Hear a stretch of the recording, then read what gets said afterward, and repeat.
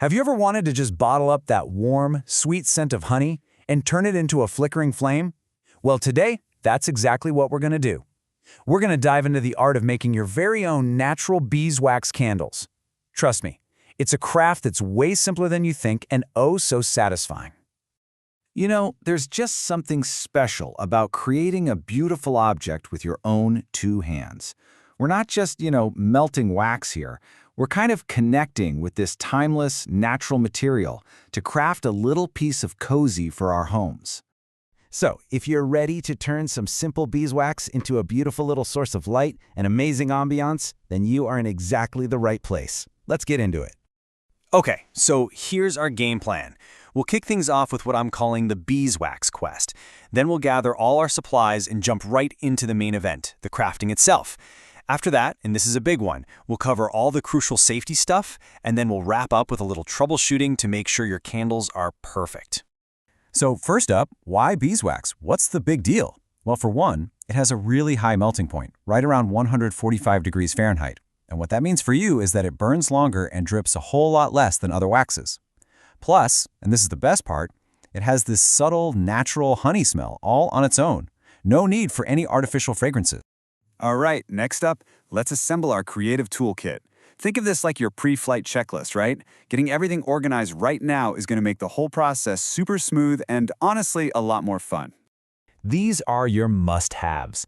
I really like beeswax pellets because they melt down so easily. And we're using cotton square braid wicks. Their structure is just perfect for that thick, viscous beeswax, which means you get a nice, steady flame. Any heat-safe jar works. These are the essentials. But up next, I've got an optional game changer for you. Okay, here is a fantastic little pro tip. While pure beeswax is amazing on its own, adding just a little bit of coconut oil, we're talking about 1 part oil to 4 parts wax, can help the candle burn way more evenly. It helps prevent that annoying tunneling effect. It's completely optional, but it's a great trick to have up your sleeve. Now listen up, because this setup is absolutely non-negotiable. You never, ever want to put wax directly on a heat source. A double boiler uses simmering water to create this gentle, indirect heat. This gives you total control and, most importantly, keeps the wax from scorching or getting dangerously hot. All right, it is time for the main event. We've got our supplies, we know our setup, so let's get to crafting. I'm going to break it down into a few really simple steps for you. First things first, prep your jars and get that wick secured right in the dead center. Then, get your double boiler going with just a gentle simmer. Now for the fun part, add the beeswax. You'll watch it slowly transform into this beautiful golden liquid. Keep that thermometer handy. The sweet spot is between 150 and 160 degrees.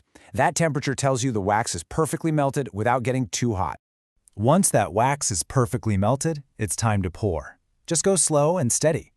A simple clothespin, honestly, is the perfect tool to hold that wick perfectly straight while it sets.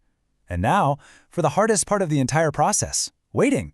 You gotta let it cool completely for several hours. Don't rush it. Once it's totally solid, give the wick a final trim to about 1/4 inch, and you're done. You made a candle. Okay, let's pause for a second because this is, without a doubt, the most important section of this whole explainer.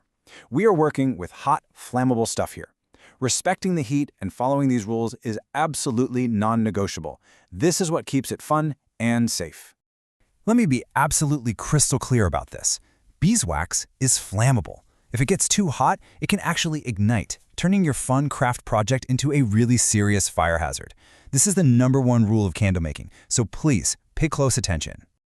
Memorize this number, 185 degrees Fahrenheit. That is your absolute limit. If you see your wax start to smoke, it is way too hot. You need to get it off the heat immediately. Your thermometer isn't just for crafting, it's your most important safety tool. So let's make this super simple. Do this, not that. Rule 1. Never ever walk away from melting wax, not even for a second to check your phone. Rule 2. Always use a double boiler, never direct heat. And Rule 3. Protect yourself. Hot wax can cause nasty burns, so gloves and long sleeves are your best friends here. And hey, that focus on safety doesn't stop once the candle is made. Basic fire safety always applies. Keep it away from things like curtains or books, and of course, never leave it burning unattended. Here's a key tip. Stop burning when there's about a 1/2 inch of wax left. This prevents the glass jar from getting way too hot and maybe even cracking. Okay, So even when you follow all the steps perfectly, your finished candle might have a few little quirks. Don't worry, this is totally normal. Let's go over a few common issues and their super simple solutions. This little chart breaks it all down. If your candle cracks, it just means it cooled down a little too fast. Next time, just let it set in a warmer spot. If you see this frosty white film, don't panic. It's called bloom, and it's actually a natural sign of pure beeswax. You can just wipe it off or hit it with a hairdryer for a second. And to prevent that dreaded tunneling, just make sure your wick is the right size and that the very first time you burn it, you let it go long enough to melt the wax all the way to the edges. So if you forget everything else, please remember these 3 things. 1. The double boiler is your best friend for safe, controlled heat. 2. Respect the heat. Your thermometer is your guardrail, don't go past 185 degrees and never walk away. And 3. Enjoy the beautiful candle you made, but always do it safely. And that's really it, the art and the science of a perfect beeswax candle. You now have all the skills you need to fill your space with a beautiful, natural light that you made yourself. So I guess the only question left is, what are you going to craft next?